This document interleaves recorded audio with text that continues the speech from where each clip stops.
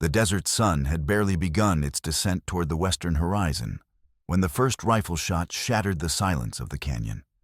Valentina Kruger pressed herself against the rough sandstone wall, her breath coming in sharp gasps as blood seeped through the torn fabric of her dark wool dress.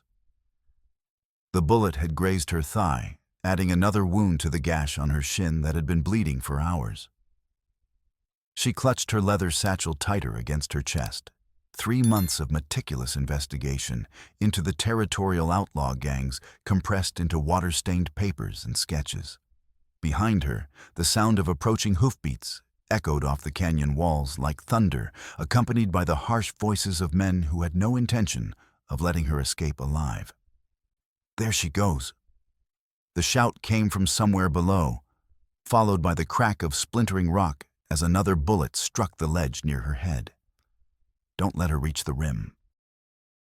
Valentina had been tracking Abel Rusk's gang through the Arizona Territory Badlands for weeks, documenting their movements and mapping their strikes against isolated homesteads. But someone had been watching her watch them, and now she was the prey instead of the predator. The narrow ledge crumbled beneath her left boot, sending her sliding toward a 40-foot drop into the rocky canyon floor. Her fingers clawed desperately at the stone face nails breaking as she fought for purchase. A stunted mesquite bush caught her fall, its thorns tearing through her sleeves as she hung suspended between life and death. "She can't have gone far with that leg wound," called one of the riders below. "Check every wash and overhang. Rusk wants her alive if possible, but dead if necessary."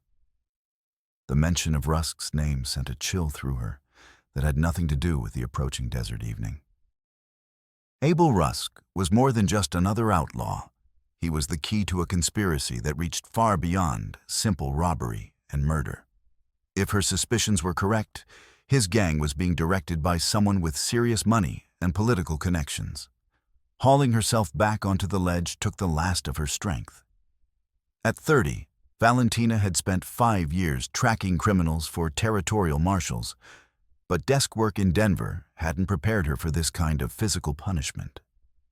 Her water had run out that morning, and dehydration was making her movements clumsy and uncertain. She crawled now, staying low, as she worked toward what looked like deeper shadow ahead, perhaps a cave or overhang where she could hide until nightfall. Each movement sent fresh pain through her injured leg, and she could feel fever building from infection exhaustion, or both. The sound of a single horse moving carefully up the canyon wall made her freeze. This rider was different from the others, quieter, more methodical. Through a gap in the rocks, she watched him approach with growing fascination. He moved with the fluid grace of someone born to harsh country, reading the terrain like a book written in stone and shadow. The man was perhaps 35, with long dark hair that fell past his shoulders and the kind of weathered face that spoke of years under the desert sun. He wore buckskin pants and a cotton shirt that had seen better days, but his weapons were well maintained and his horse was in excellent condition. More importantly, he was following her blood trail with professional precision. When he dismounted and knelt beside a red stain on the stone, she knew hiding was useless. His dark eyes swept the rock face above with methodical intensity, cataloging every possible route and hiding place. There was something disturbingly familiar about the way he read sign, thorough, analytical, like the German police methods her father had taught her back in Berlin. "You can come out," he said in lightly accented English, not looking directly at her hiding spot. "Those men gave up the chase 20 minutes ago. They think you fell into the river wash." Valentina remained motionless, studying this new player in her deadly game. Apache certainly, though he carried himself with the controlled wariness of someone accustomed to moving between two worlds. The rifle across his saddle was readily accessible, but not immediately threatening. "Your blood's getting brighter red." He continued, still examining the ground. "That means the wound's getting worse. In this heat, you've got maybe 90 minutes before you pass out from blood loss and dehydration combined." The matter-of-fact medical assessment decided her. She emerged from the rocks slowly, one hand pressed against her thigh, wound the other, maintaining her death grip on the satchel. When he looked up, she found herself meeting eyes that seemed to catalog everything, her condition, her obvious exhaustion, the desperate way she protected that leather bag. "I'm Benjamin Matthias," he said, though something in his tone suggested the name sat uneasily on his tongue. "You're in considerable trouble, miss." "Valentina Kruger, German investigator working with territorial marshals." She tested her weight on the injured leg and immediately regretted it. "At least I was until about 6 hours ago." He rose smoothly, already moving toward his saddlebags with purposeful efficiency. German woman tracking outlaws in Apache country. That's either uncommonly brave or remarkably foolish. Probably both. She watched as he gathered supplies, plant materials she didn't recognize, a small leather pouch, strips of clean cloth. "You're not Benjamin Matthias." His hands paused for just a moment in their work. "What makes you certain of that?" She nodded toward his moccasins, noting the subtle beadwork that was barely visible but unmistakably Apache in design. "I've spent enough time in the territories to recognize excellent craftsmanship when I see it. And the way you track, the way you move through this country, like you were born to it, that's not something most men learn from guidebooks." For a long moment he studied her face with those intelligent dark eyes. Then he knelt beside her injured leg, his movements careful and professionally competent. "My birth name is Kiona, Tonto Apache from the Sierra Ancha Mountains. Benjamin Matthias is the identity I use when I need to conduct business in white settlements." "Why tell me your real name?" "Because you're going to die if you don't trust me completely," he said, beginning to clean her wounds with water from his canteen. "And because you're carrying something important enough to crawl bleeding through cactus country rather than surrender it to Rusk's men." The plant poultice he applied burned like liquid fire, but she bit back any sound that might be interpreted as weakness. His touch was surprisingly gentle for such calloused hands. And when he bound the wounds with strips torn from his own sleeve, she felt the first real hope she'd experienced in days. "Those men who were chasing you," Kiona said as he worked, "they're not ordinary outlaws. Too well organized, too well equipped. Someone with serious resources is directing their operations." "That's exactly what I've been trying to prove." She watched his skilled hands as he secured the bandages. "Rusk's gang isn't just hitting random targets. There's a pattern to their strikes that suggests coordination from someone with detailed knowledge of land ownership, mining claims, and territorial law enforcement." "Can you ride?" he asked, helping her to her feet. She tested her weight cautiously. Better than before, but far from good. "Short distances, maybe. Long enough to reach shelter, I hope. Don't need to go far. There's a hidden canyon about 2 miles from here with good water and defensible positions." He helped her onto his paint horse, then swung up behind her with practiced ease. "We can rest there while you tell me exactly what you've discovered about Rusk's operations." As they rode toward Sanctuary, Valentina found herself pressed against Kiona's chest, his arm around her waist to keep her steady in the saddle. The enforced intimacy should have been uncomfortable, but instead, she felt safer than she had in weeks. There was something reassuring about his quiet competence in the way he chose their route to take advantage of every scrap of cover and concealment. "Why help me?" she asked as they entered a narrow defile between towering sandstone walls. "Same reason you're protecting that satchel like it contains your firstborn child," he replied. "Some fights are worth having, and some people are worth fighting for." The hidden canyon he'd promised turned out to be a natural fortress, accessible only through the narrow entrance they'd used. Desert willows grew thick around a year-round spring, and the high walls provided both shelter and security. As Kiona helped her down from his horse, she could see why Apache people had used this place for generations. "This is beautiful," she said, settling carefully onto a flat rock beside the spring. "And safe. Rusk's men could ride past the entrance a dozen times without spotting it." He began unpacking supplies with efficient movements. "Now, suppose you tell me exactly what's in that bag that's worth getting killed for." Valentina opened her satchel and spread her investigation materials on the smooth stone. 3 months of careful work laid out like pieces of a complex puzzle maps showing the locations of Rusk's strikes. Sketches of known gang members, detailed notes about their methods and targets.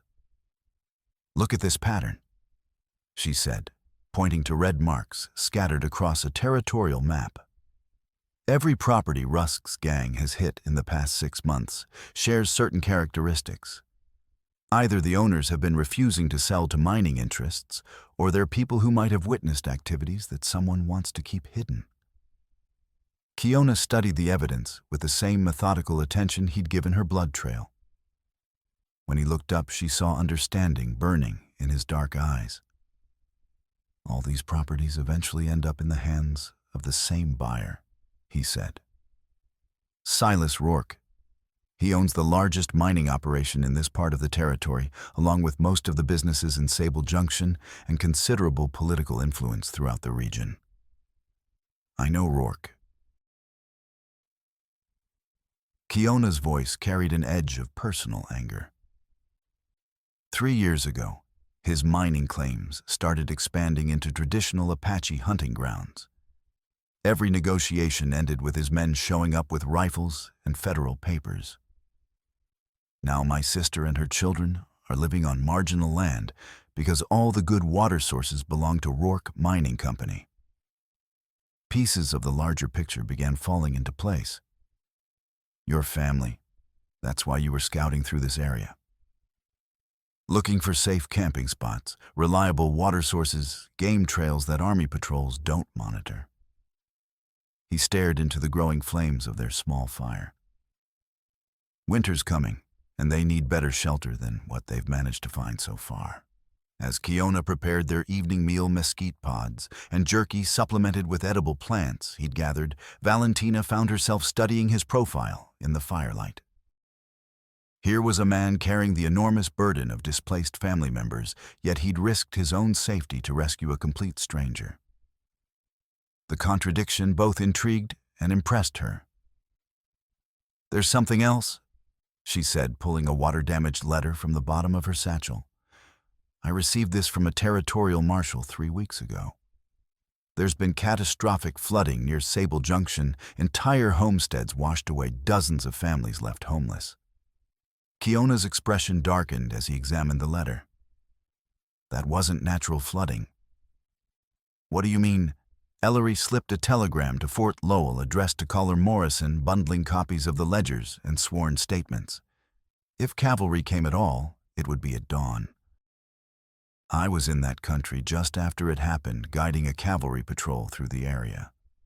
The old dam upstream had been destroyed with explosives, professional work, carefully placed charges designed to create maximum water flow."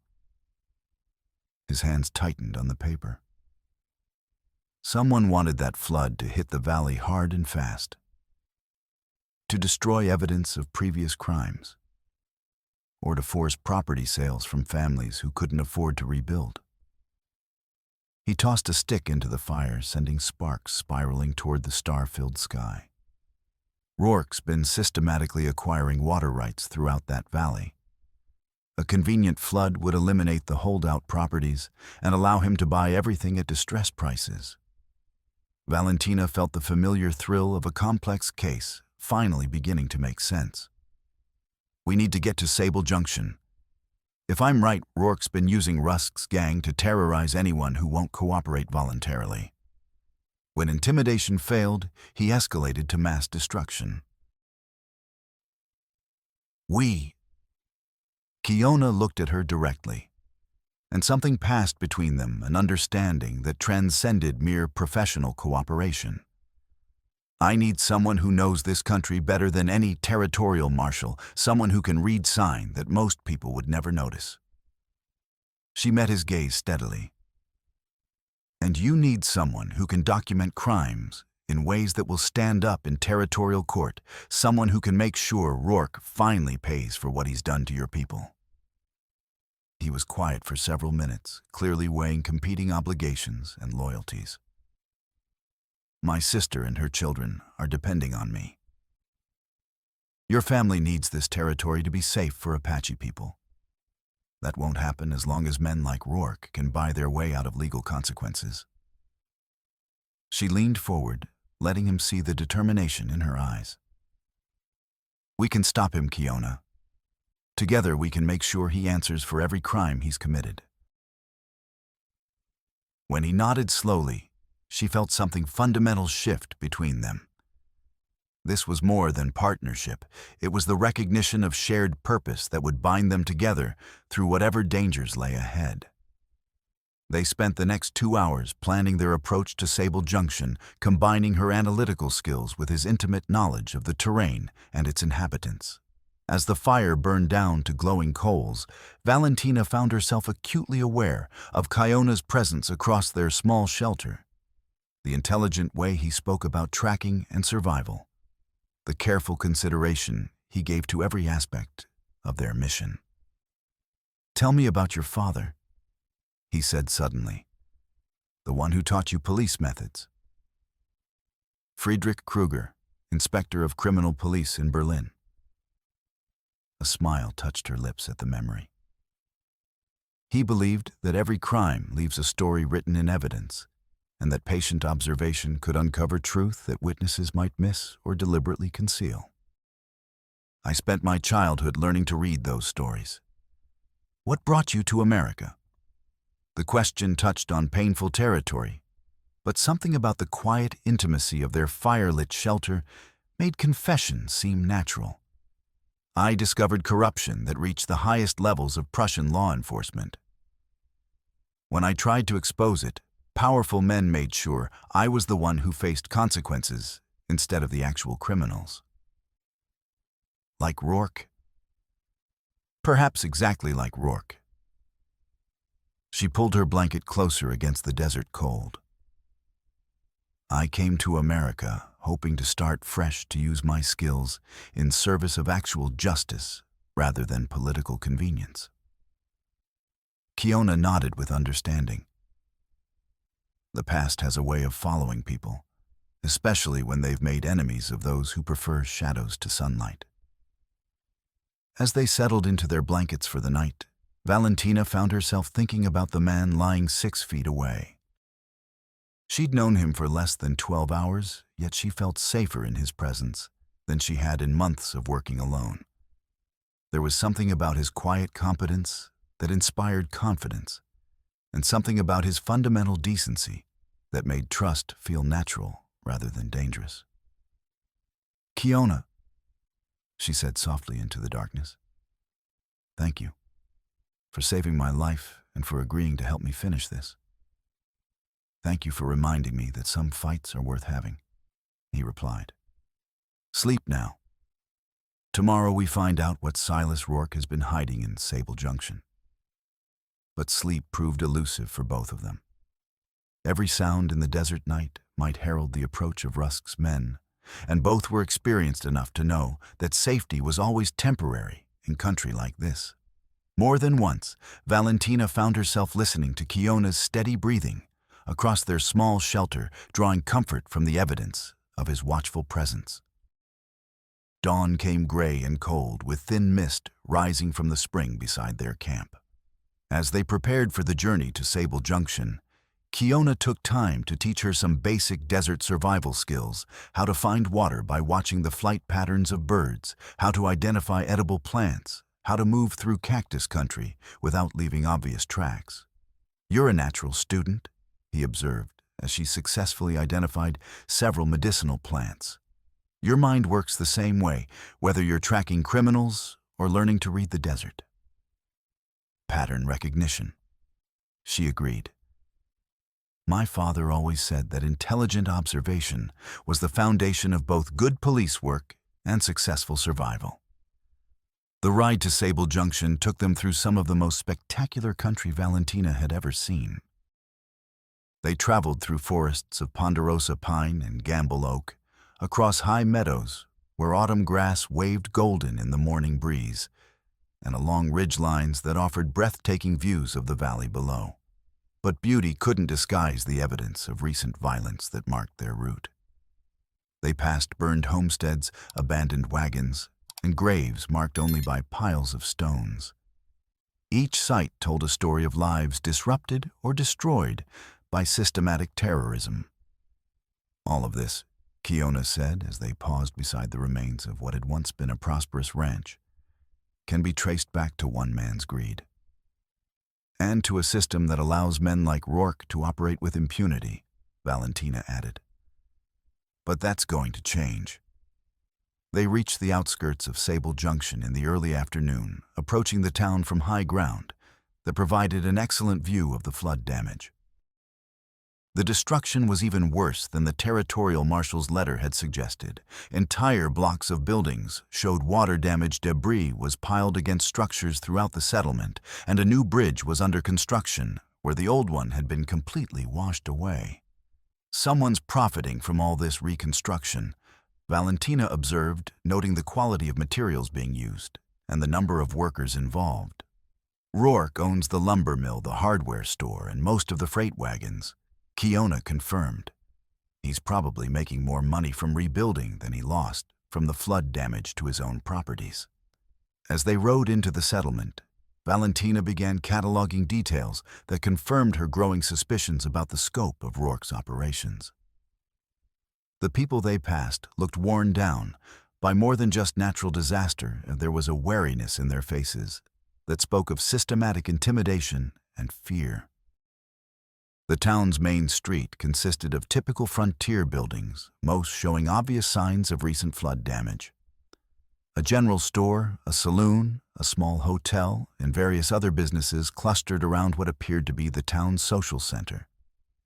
At the far end of the street stood a modest church with a damaged steeple, and beside it, a building with a sign reading, Dr. Marcus Ellery, Physician. But it was the group of men lounging on the porch of the general store that immediately drew Valentina's professional attention. At their center stood a large man wearing a deputy sheriff's badge, watching their approach with obvious suspicion and hostility. "Hold up there," the deputy called out as they approached the medical office. He was perhaps 35, with the soft bulk of someone who'd spent too much time in saloons and not enough time doing honest work. His hand rested casually but meaningfully on his pistol grip. "Don't recognize you folks." Kiona brought his horse to a stop, but remained mounted, keeping his own hands visible but ready. "Passing through, deputy. Lady's injured and needs medical attention." "Is that so?" The deputy's eyes lingered on Valentina with undisguised suspicion. "Foreign woman traveling with an Indian. That's mighty unusual even for Arizona territory." "I'm a German citizen working with territorial marshals to investigate criminal activity," Valentina said firmly, though she remained seated behind Kiona. "This man saved my life in the desert. I'd appreciate medical attention without unnecessary harassment." The deputy's face darkened at her tone and accent. "Name's Horace Cobb, and I maintain law and order in this community. Part of that responsibility involves knowing who's coming and going, especially when they appear to be unusual." Other men had begun drifting over from the general store porch, forming a loose semicircle around Kiona's horse. Valentina could feel the familiar electric tension that preceded violence. And she noticed that one of the men bore distinctive facial scars that matched descriptions in her files. "Deputy Cobb," came a voice from the direction of the medical office.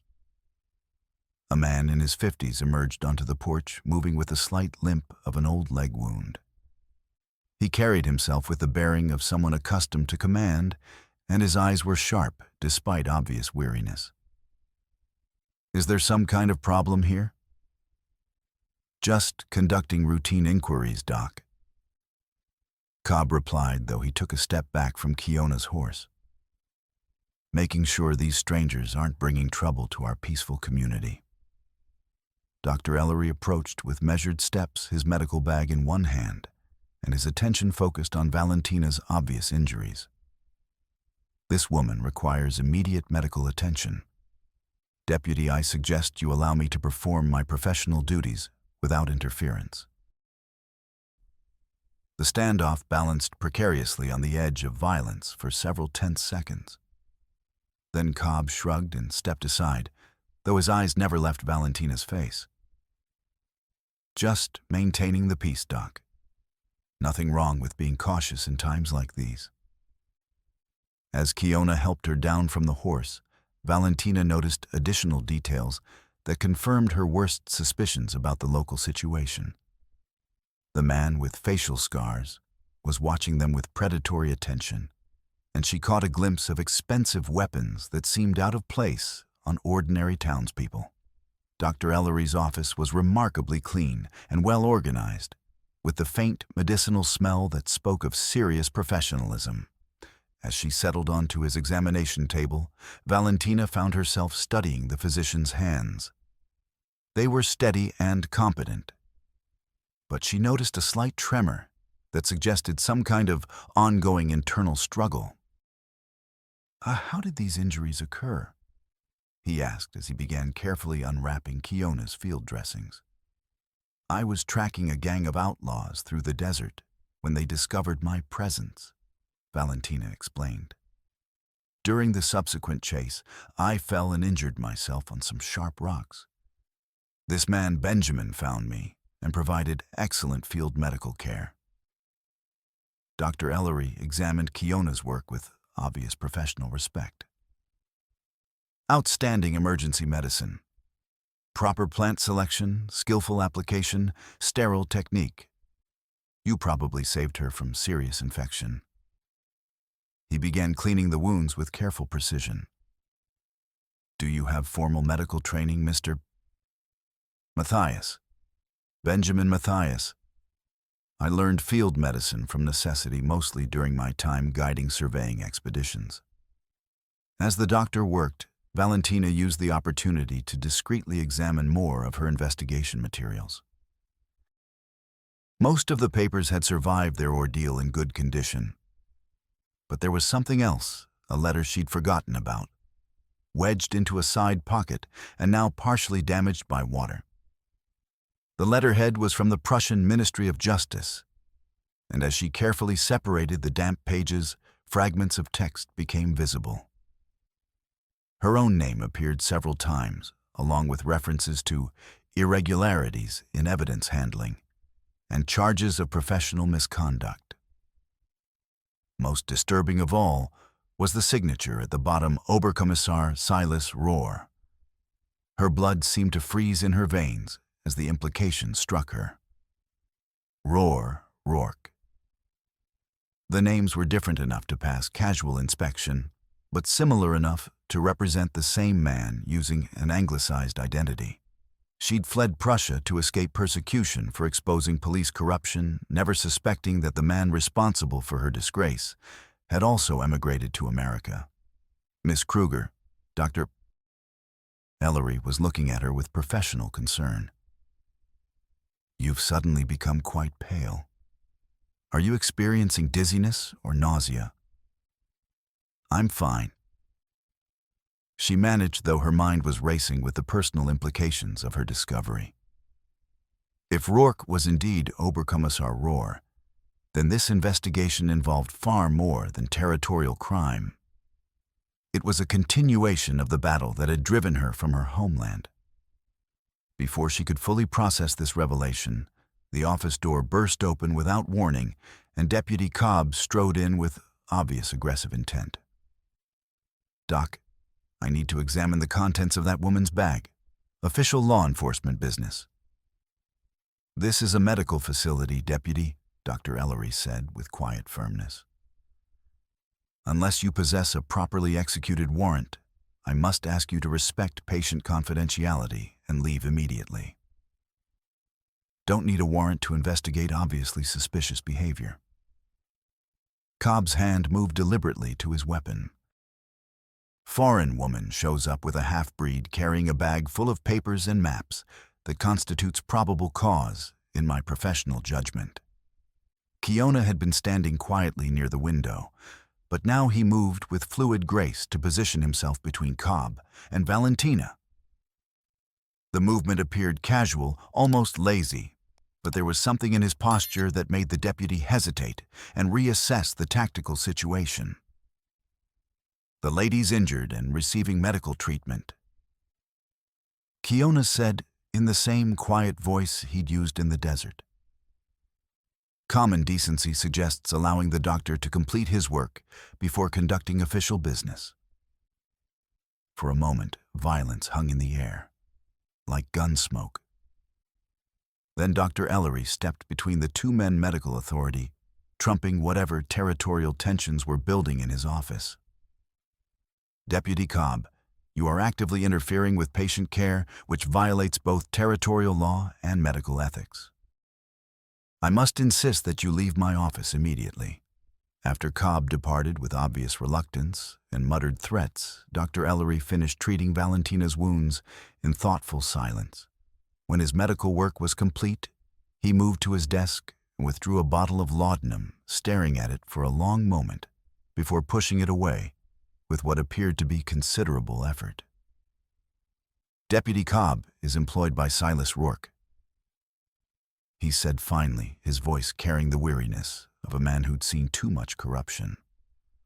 "Rourke owns the largest mining operation in this region, along with most of the local businesses and considerable political influence. Since the flood 3 weeks ago, he's been aggressively promoting himself for appointment as territorial sheriff. And you disagree with that assessment of his qualifications?" Valentina asked, though she was still struggling to process her discovery about Rourke's true identity. "I believe Silas Rourke was directly responsible for causing that flood," Dr. Ellery replied with grim certainty. "Someone used professional explosives to destroy the upstream dam, sending a devastating wall of water down the valley that destroyed dozens of homesteads and displaced hundreds of families. Do you have concrete evidence supporting that accusation?" "Suspicions based on professional observation and considerable circumstantial evidence. Unfortunately, in a community where one man controls everything from mining operations to law enforcement badges, suspicions carry little legal weight." As if summoned by their conversation about him, the sound of multiple horses approaching drew their attention to the office window. A group of well-dressed men was riding down the main street with the confident bearing of people accustomed to wielding authority. At their head rode a figure that caused Valentina's heart to stop completely. Even at distance, even after 3 years of separation, she recognized the man who had destroyed her career and driven her into exile. Silas Rourke possessed the same arrogant bearing, the same cruel mouth, the same cold eyes that had watched her professional disgrace in Berlin with obvious satisfaction. "Oberkommissar Rohr," she whispered the German words, escaping her lips, before she could stop them. Both men turned to stare at her with obvious concern. "What did you say?" Dr. Ellery asked. "Nothing of importance." She took a shaky breath, trying to regain her professional composure. "I believe I may have encountered that man previously years ago, operating under a different identity." Kiona's eyes narrowed with the hunting instincts of his people. "Personal enemy. The worst possible kind. The kind who destroys people slowly and methodically, simply for the pleasure of watching them suffer." As they watched through the window, Rourke dismounted in front of the general store and began an animated conversation with Deputy Cobb and several other men. Even at this distance, it was obvious that Cobb was providing a detailed report about their arrival and current activities. "We need to leave this place immediately," Kiona said with quiet urgency. "Right now." "Where can we possibly go?" Valentina asked. "I can barely walk properly, and if that's truly the man I believe him to be, he possesses resources and connections I cannot hope to match." "There might be one option," Dr. Ellery said suddenly. "Mrs. Pike operates the town school, or what remains of it, after flood damage. She's been providing shelter for displaced families, and she harbors no affection whatsoever for Rourke or his associates. It represented their only viable alternative to remaining exposed in the open." As Dr. Ellery provided directions to the schoolhouse, Valentina found herself studying Kiona's expression. He'd already risked far more than reasonable prudence would dictate by helping her. And now he was learning that her enemies possessed resources and ruthlessness far beyond those of ordinary territorial criminals. "You don't have any obligation to continue this," she said as they prepared to leave through the office's rear entrance. "This is no longer your fight." He looked at her for a long moment, those intelligent dark eyes holding depths she was only beginning to understand. "My sister and her children can survive a few more days without my immediate assistance. Besides," he added with something that might have been the ghost of a smile, "I find myself genuinely curious about how this particular story concludes." The schoolhouse occupied a small rise at the edge of town, a modest building that had obviously suffered significant damage during the recent flooding. Part of the roof showed recent repair work, and water stains were still clearly visible on the lower sections of the walls. Despite the damage, smoke rose from the chimney, and the sound of children's voices from inside provided evidence of ongoing life and hope. Mrs. Hannah Pike proved to be a woman in her 40s, with prematurely gray hair and the kind of practical demeanor that spoke of someone accustomed to making the best of consistently difficult circumstances. She took one look at Valentina's condition and ushered them inside without questions or unnecessary conversation. Dr. Ellery sent a message ahead. She explained, leading them through a main room where several families had established temporary living spaces. He indicated you might require a safe place to recover for a day or two. The room she provided was simple but scrupulously clean, furnished with a narrow bed and a washstand. More importantly, it featured a window that offered clear sight lines to all approaches to the building and a rear door that opened onto a path through the cottonwoods growing along the creek. "Mrs. Pike," Valentina said, as the older woman helped her settle onto the bed, "what can you tell me about the flood that damaged your community? Dr. Ellery seems convinced it wasn't entirely natural."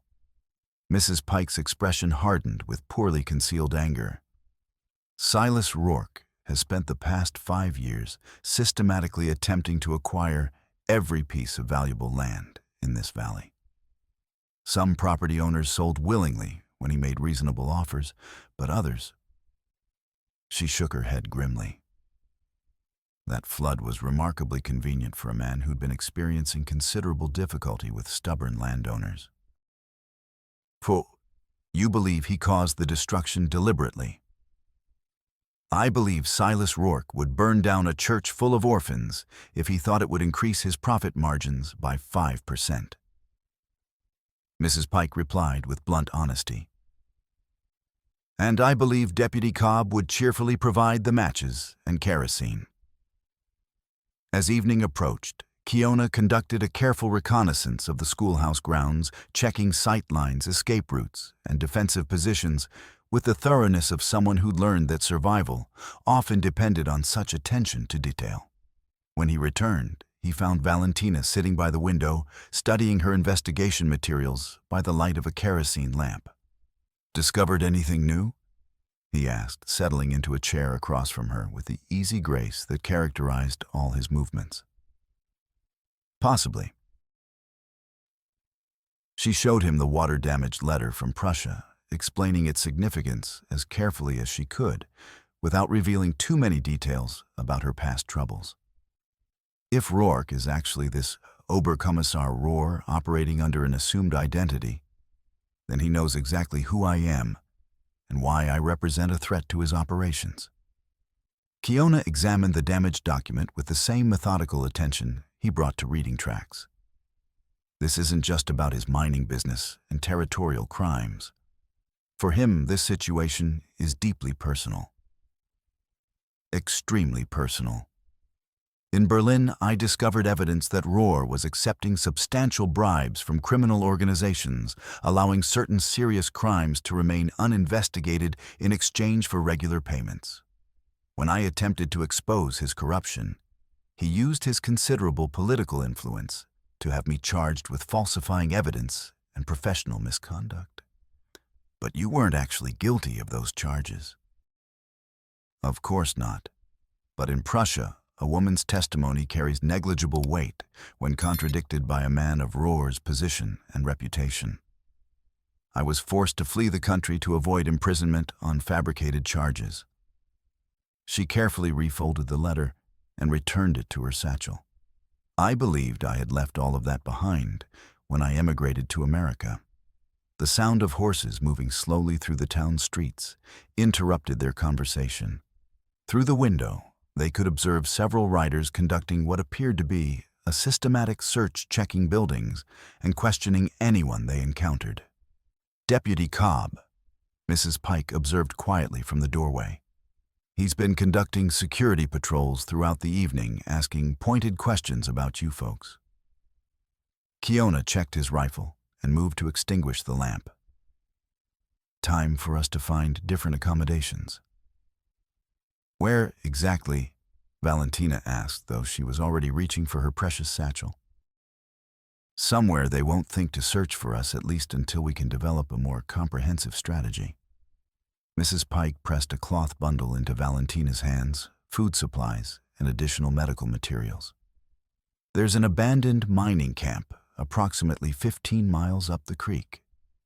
It's been deserted for several years, but the main buildings remain structurally sound and defensible. As they slipped out through the rear door and into the protective darkness of the cottonwood grove, Valentina found herself leaning more heavily on Kiona's supporting arm than she preferred to admit. Her leg injuries were healing adequately, but the day's revelations about Rourke's true identity had taken an emotional toll that was almost worse than physical exhaustion. The abandoned mining camp turned out to be a collection of weathered but solid buildings scattered along a narrow canyon where a small stream provided reliable water year-round. The main structures had been built with the kind of frontier craftsmanship designed to withstand harsh conditions and potential hostilities. It's not luxurious accommodations, Kiona observed as he helped her into what had once served as the camp's general store and social center. I've endured considerably worse lodging, Valentina replied, settling onto one of the sturdy wooden crates that functioned as crude furniture. At least this location doesn't feature people actively shooting at us. As Kiona built a small, carefully concealed fire and began preparing a simple meal from their limited supplies, she found herself watching the competent efficiency of his movements. There was something deeply attractive about a man who could navigate complex political corruption and dangerous outlaw gangs with equal skill, who could locate shelter in hostile wilderness and treat serious wounds using primitive plant medicine. Tell me more about your family, she said, partly to distract herself from such thoughts, and partly because she genuinely wanted to understand the people depending on him. He paused in his work, staring thoughtfully into the growing flames. My sister Takcha is 2 years younger than me, but she's always been the stronger one emotionally. She has 3 children, 2 boys, aged 12 and 9, and a 7-year-old daughter.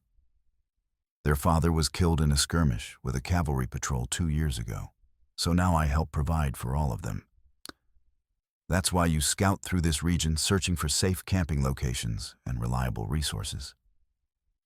Water sources mostly, and game trails that military patrols don't monitor regularly.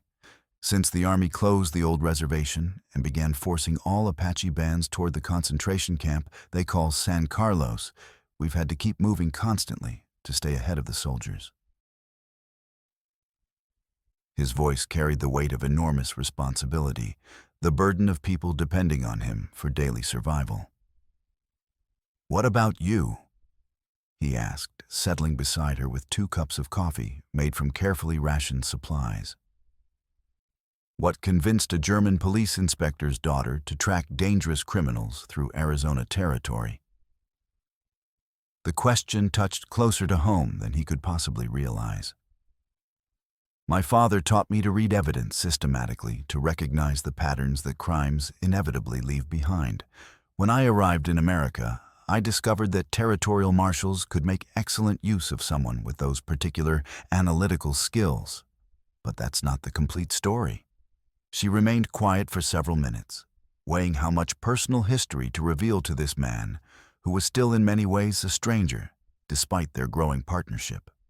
"In Prussia, I uncovered corruption that reached the very highest levels of law enforcement and government. When I attempted to expose it through proper channels, powerful men made certain that I was the one who faced legal consequences instead of the actual criminals. Men like Rourke. Perhaps exactly like Rourke if my suspicions about his true identity prove correct." She accepted the coffee gratefully, using its warmth to steady her hands. "I came to America believing I could start fresh, use my skills in service of genuine justice, rather than political convenience and personal profit." Kiona nodded with the understanding of someone who'd also seen too much corruption and abuse of power. The past has a persistent way of following people across oceans and continents, especially when they've made enemies of those who prefer operating in shadows. They continued talking quietly until well past midnight, sharing stories and gradually building the kind of mutual trust that could only develop through shared vulnerability and honest communication. As the fire burned down to glowing coals, Valentina found herself increasingly aware of Kiona's presence beside her. The thoughtful way he spoke about survival and justice.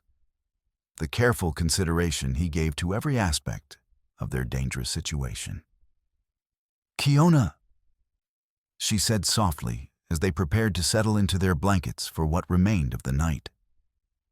"I want you to understand that finding you in that desert was probably the most fortunate thing that's happened to me in years.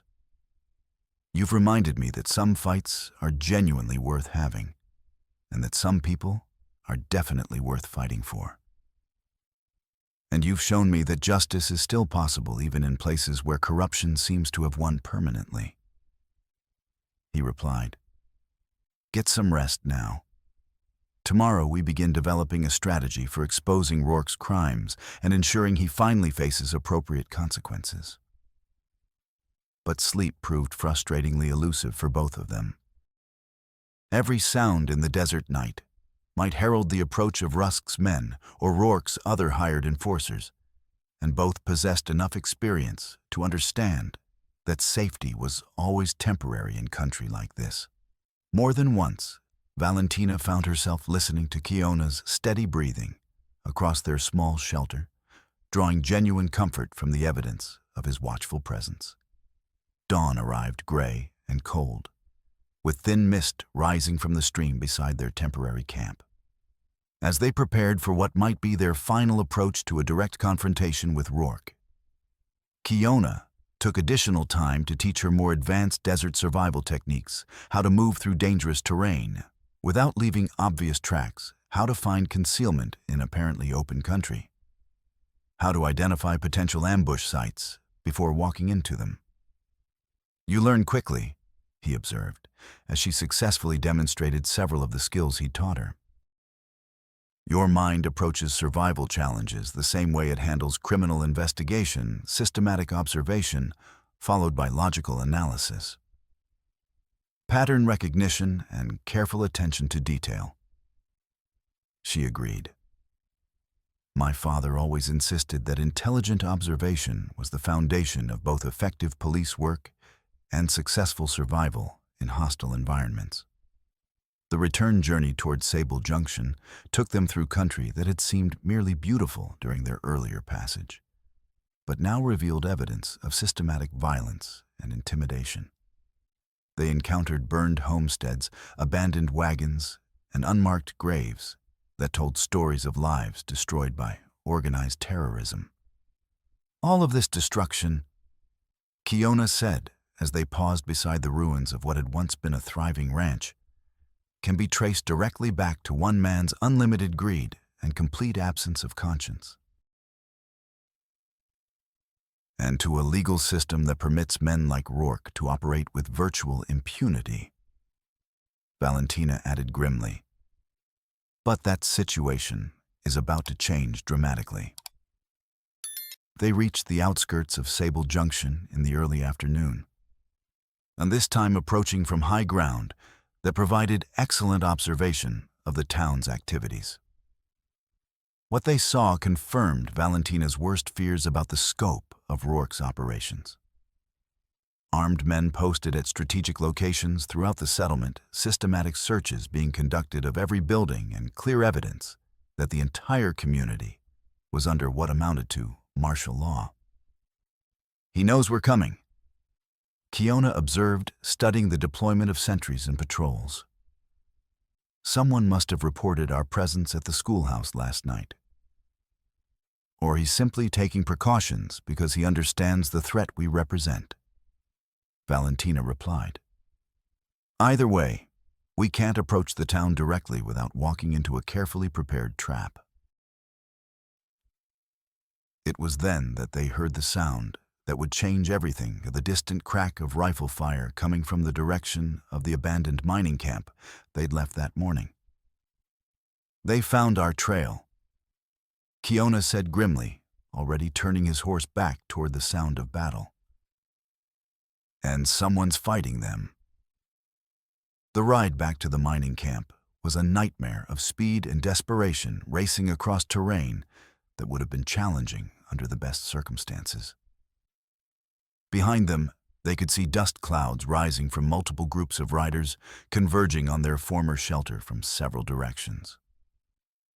When they reached the canyon containing the mining camp, the situation was worse than either had imagined. At least 20 men had surrounded the cluster of buildings, and from the intensity of gunfire it was clear that someone was trapped inside and fighting for their lives. Dr. Ellery Valentina said, recognizing the physician's horse among those picketed near the canyon entrance. "And Mrs. Pike, she must have brought help when they couldn't find us at the schoolhouse."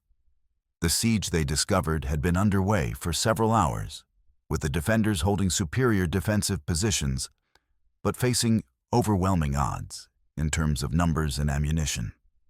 As they worked their way carefully along the canyon rim to assess the tactical situation, Valentina could see muzzle flashes from 3 different buildings, suggesting that their allies had managed to establish multiple defensive positions. "We can break the siege," Kiona said, after studying the deployment of attacking forces. "But it will require perfect timing and considerable risk." "What do you have in mind?" "Classic Apache tactics, simultaneous attacks from multiple unexpected directions designed to create confusion and divide their attention." He pointed to various positions along the canyon walls. "If we can get above them and coordinate our assault with whatever breakout attempt the defenders make, we might be able to turn this into a rout instead of a massacre." The plan he outlined was audacious to the point of being suicidal, but it represented their only realistic chance of saving their allies and escaping with the evidence needed to expose Rourke's conspiracy. As they separated to take their assigned positions, Valentina felt a moment of terror at the thought that she might never see Kiona again. "Be careful," she said, touching his arm lightly. "I've become rather fond of having you around." "Stay alive," he replied with intensity that surprised her. "We have unfinished business to complete together." The assault began just as the sun reached its zenith, turning the canyon into a furnace of heat and flying lead.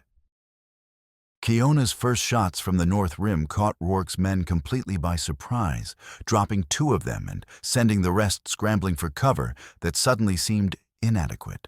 Valentina's position on the opposite side of the canyon allowed her to catch several more attackers in a crossfire that eliminated their tactical advantage and forced them to respond to threats from multiple directions simultaneously. Her marksmanship, honed by months of practice in dangerous territory, proved devastatingly effective in the enclosed space of the canyon. The defenders inside the buildings responded immediately to the changed tactical situation, launching their own coordinated assault that caught the remaining attackers between three separate forces. Within minutes, the siege had collapsed into a rout, with Rourke's surviving men fleeing toward their horses in complete disorder. But victory came at a cost. As Valentina made her way down into the canyon, she could see that several of their allies had been wounded in the prolonged firefight. Dr. Ellery was treating a serious bullet wound in his left shoulder, while Mrs. Pike was binding a gash on her forehead that spoke of how close the battle had been. "You returned just in time. You returned when you did," the physician said, as Kiona helped him secure his improvised bandage. "We couldn't have held out much longer." "How many people did you bring?" Valentina asked, counting the defenders and trying to assess their overall situation. 8, including myself and Mrs. Pike," Ellery replied. "Some of the displaced families from the schoolhouse, a few townspeople who were willing to stand up to Rourke's intimidation. Not many, but they fought with the courage of people who have everything to lose." As they tended to the wounded and secured the canyon against possible renewed attack, Valentina finally had an opportunity to examine the evidence her allies had managed to gather during her absence. What she discovered exceeded her most optimistic expectations. Mrs. Pike had brought ledgers recovered from the ruins of several flood-damaged homesteads records that documented systematic intimidation, property fraud, and connections between Rourke's business interests and the depredations of Rusk's gang. Dr. Ellery had contributed medical records showing a pattern of accidents and illnesses that had befallen people who opposed Rourke's expansion plans. Most damning of all was a collection of letters and documents that one of the townspeople had discovered hidden in the ruins of the old dam correspondence between Rourke and various territorial officials that revealed the true scope of his corrupt operations. "This is enough evidence to hang him and half his associates," Valentina said as she examined the materials by lamplight. "Financial records, testimony from witnesses, physical evidence of the dam destruction, everything we need to prove conspiracy and mass murder." But their moment of triumph was short-lived. As they prepared to organize their evidence and plan their approach to territorial authorities, a sentry posted on the canyon rim brought disturbing news. "Large group of riders approaching from 3 directions," the man reported breathlessly. "Maybe 50 men, all armed and moving fast. They'll have us surrounded within the hour." The trap was closing with mathematical precision. Rourke had committed virtually every resource at his disposal to ensure that no evidence of his crime survived to reach territorial authorities. The final battle was about to begin, and the odds were overwhelmingly against them. "We can't fight 50 men with our numbers and ammunition, Dr. Ellery said grimly. "Even with excellent defensive positions, we'd be overrun within hours." "Then we don't fight them here," Kiona replied, already moving toward his weapons and equipment. "We take the fight to ground of our choosing where numbers matter less than knowledge of terrain." What followed was the most harrowing chase of Valentina's life. Carrying the precious evidence and supporting their wounded, the small group of defenders began a fighting retreat through country that tested every skill and ounce of determination they possessed. Kiona led them along trails known only to Apache people paths that wound through seemingly impossible terrain and offered concealment where none appeared to exist. But their pursuers were numerous and persistent, gradually closing the distance. despite every tactical advantage the defenders could employ. The running battle continued through the afternoon and into the evening, with neither side able to gain decisive advantage. Rourke's men had superior numbers and unlimited ammunition, but the defenders possessed intimate knowledge of the terrain and the desperate motivation of people fighting for their lives and principles.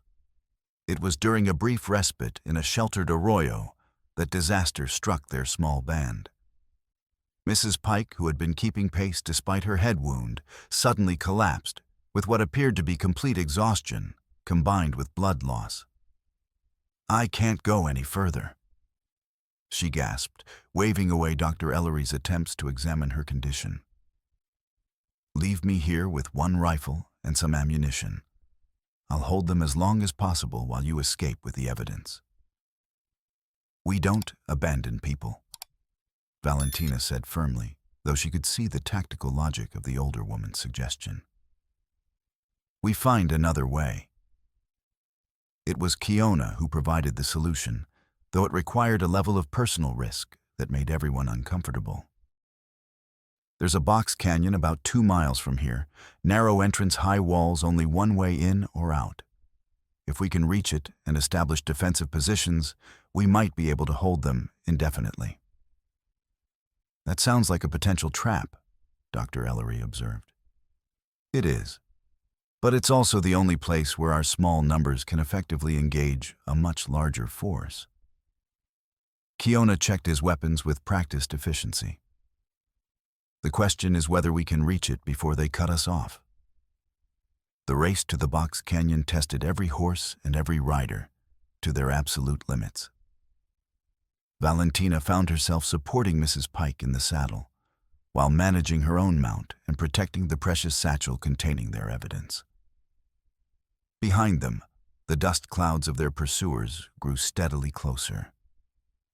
They reached the canyon entrance with perhaps 5 minutes to spare, barely enough time to establish rudimentary defensive positions before Rourke's forces arrived in overwhelming strength. What followed was the siege that would determine not just their personal survival, but the future of justice in this corner of Arizona territory. The canyon Kiona had chosen proved to be an ideal defensive position, narrow entrance that could be covered by 2 or 3 rifles, high walls that prevented flanking movements, and a reliable water source that would allow them to withstand a prolonged siege. But it was also a potential death trap if their ammunition ran out before relief arrived.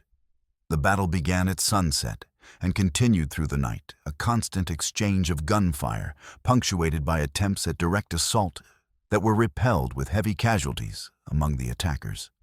Valentina found herself fighting alongside people who had become more than allies. They were comrades bound together by shared danger and common purpose. Dr. Ellery, despite his wounded shoulder, maintained steady and accurate fire that kept the entrance to the canyon clear of assault attempts. Mrs.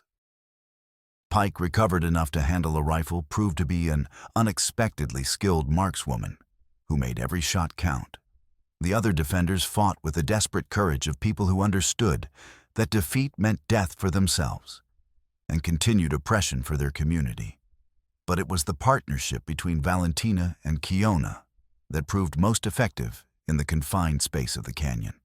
Her analytical mind could read the tactical situation and predict enemy movements, while his warrior's instincts and intimate knowledge of combat allowed him to exploit every advantage their position offered. "They're massing for a major assault," she observed during a brief lull in the firing, studying the movements of torches and lanterns beyond the canyon mouth. "Probably waiting for dawn to coordinate their attack. Then we need to disrupt their preparations," Kiona replied, checking his ammunition supply with growing concern. "If they manage a coordinated assault with their full strength, we won't be able to stop them." The pre-dawn raid he proposed was audacious to the point of madness. A small strike force would slip out of the canyon under cover of darkness, attack the enemy's main camp, and attempt to create enough confusion to break up their planned assault. It was the kind of desperate gamble that either succeeds brilliantly or results in complete disaster. "I'm going with you," Valentina said immediately, when Kiona began selecting volunteers for the mission. That's not wise. You're needed here to coordinate the defense and your leg injuries. My leg is fine, and Dr. Ellery can handle defensive coordination as well as I can. She checked her own weapons with determination that brooked no argument. We're partners in this. Remember, we see it through together. The infiltration of Rourke's camp proved to be every bit as dangerous and difficult as anticipated. Working their way through sentries and guard posts required all of Kiona's Apache stealth skills and every bit of patience Valentina could muster. More than once, they came within seconds of discovery by alert guards, who seemed to sense something wrong without being able to identify the specific threat. When they finally reached the heart of the enemy camp, what they discovered exceeded their worst fears about the scope of Rourke's operations. This wasn't just a collection of hired guns and local thugs, it was a small army equipped with military-grade weapons and organized with professional efficiency. He's been planning this for months, Valentina whispered as they observed the camp's layout from concealment. This level of organization and equipment doesn't happen overnight. Look there, Kiona replied, pointing toward a large tent near the center of the camp. That's where the leadership will be. Rourke, his lieutenants, probably maps and orders for the final assault. The raid that followed required split-second timing and absolute precision. While Kiona created diversions on one side of the camp, Valentina slipped into the command tent and began gathering intelligence about Rourke's plans and resources. What she discovered in that tent provided the final pieces of the puzzle she'd been assembling for months. Maps showing planned expansion of mining operations throughout the territory, correspondence with corrupt territorial officials, and most damning of all, detailed records of payments made to Abel Rusk's gang for specific services rendered. But the most shocking discovery was a telegram dated just 2 days earlier addressed to S. Rourke and signed Oberkommissar Rohr, Berlin. The message was brief but terrifying in its implications. Assignment complete. All evidence destroyed. Recommend immediate elimination of remaining witnesses. The revelation that Rourke had been in communication with his former identity in Prussia meant that her persecution had been carefully planned from the beginning. Her exile to America hadn't been an escape. It had been part of a larger trap designed to lure her into a situation where she could be eliminated permanently. Before she could fully process this discovery, the sound of shouting and gunfire announced that their presence had been detected.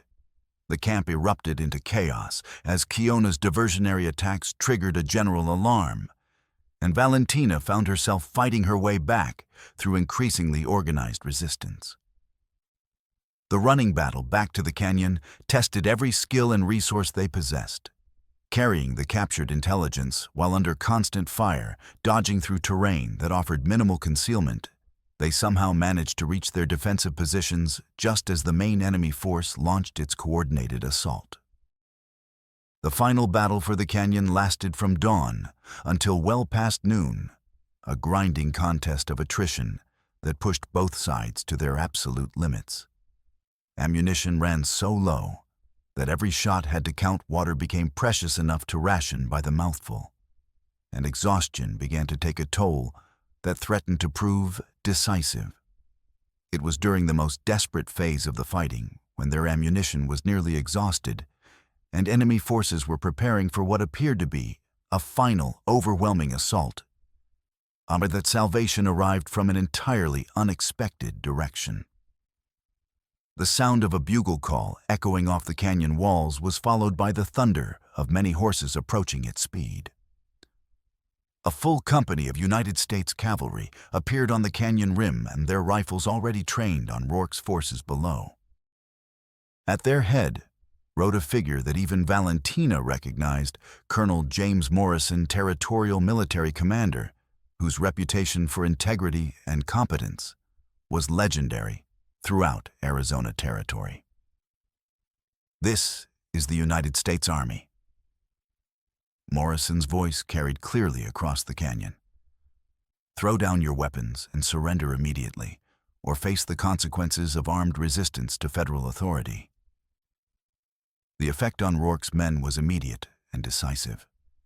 Caught between the defenders in the canyon and a full company of experienced cavalry, they had no realistic choice but surrender. Within minutes, the battle was over, and dozens of men were laying down their weapons under the watchful eyes of federal soldiers.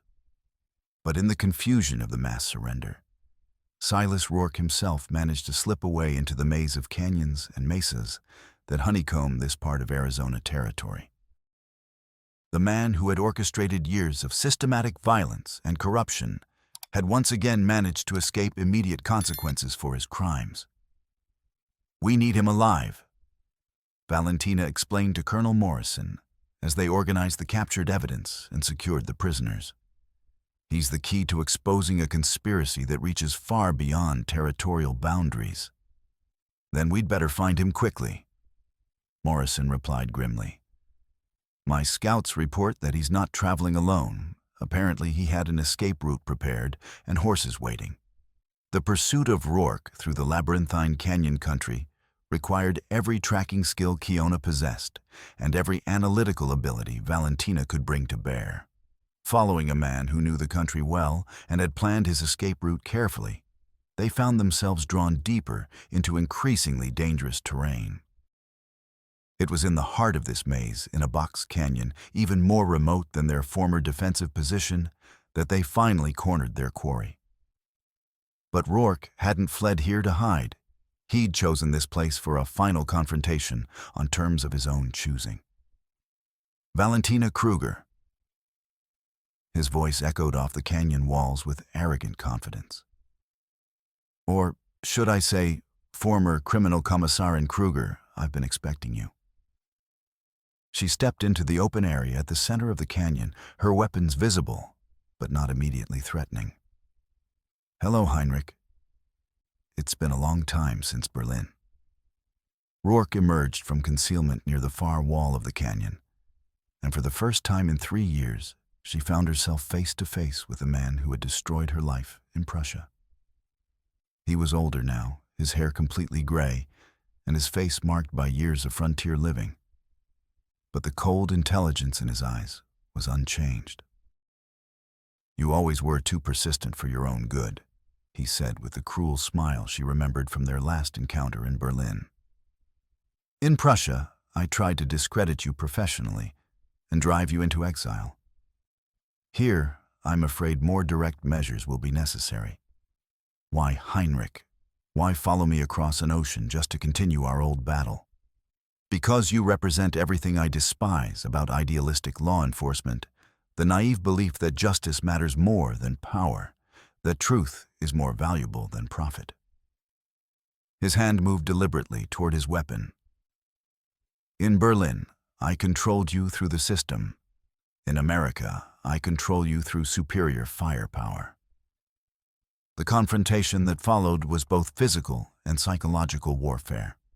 Rourke used every psychological weapon at his disposal, dredging up memories of her disgrace in Berlin, describing in detail how he'd manipulated evidence and testimony to destroy her reputation and career. "Your father would be ashamed," he taunted as they circled each other in the confined space. His precious daughter reduced to skulking through desert canyons with half-breed savages, accomplishing nothing except postponing the inevitable. But Valentina had learned more than just survival skills during her months in Arizona territory. She'd discovered inner strength she hadn't known she possessed, and she'd found partnership with someone who valued her abilities rather than diminishing them. "My father would be proud," she replied with steady conviction.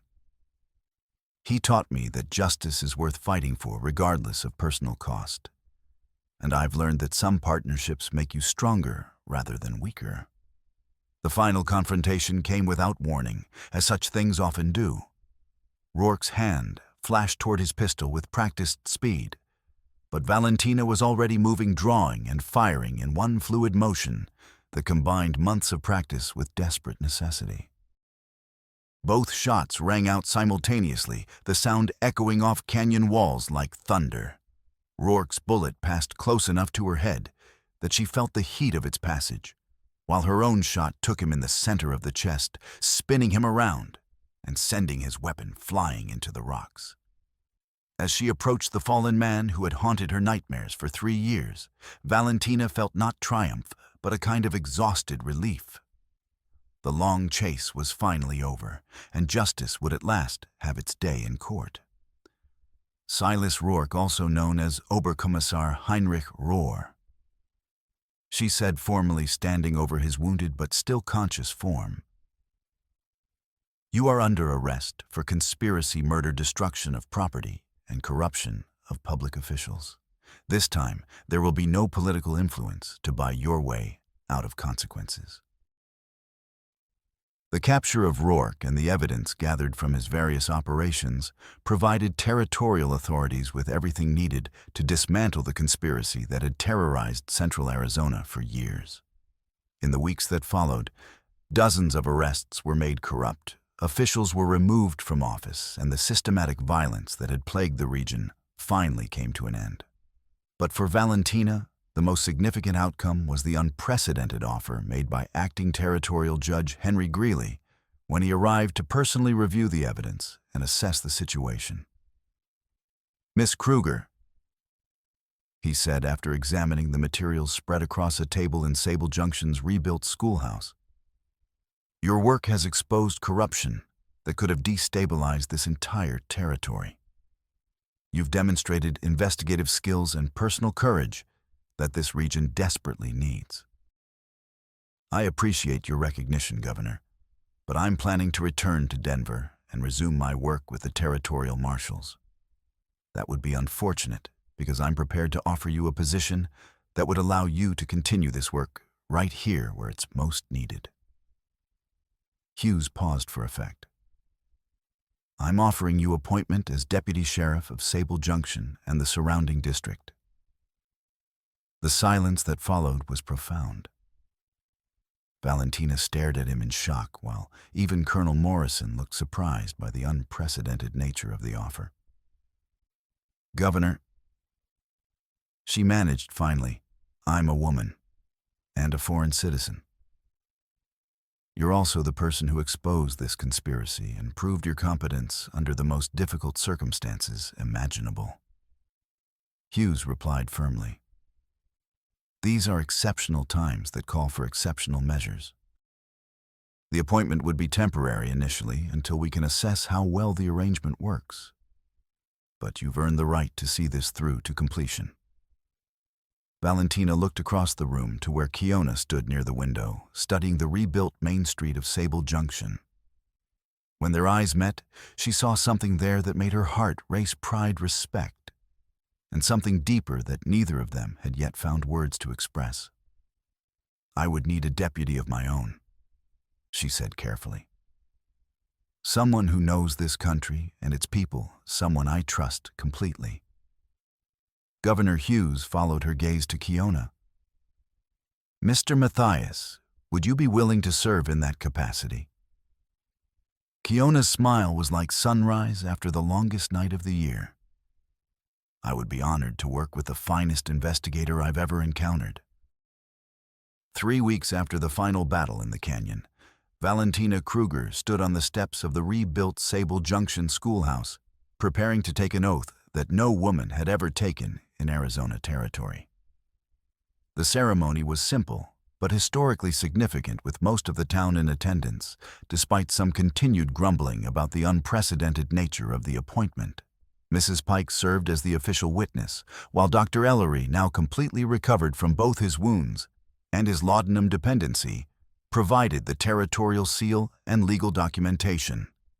Do you solemnly swear to uphold the laws of Arizona Territory and the United States of America? Governor Hughes intoned with appropriate ceremony.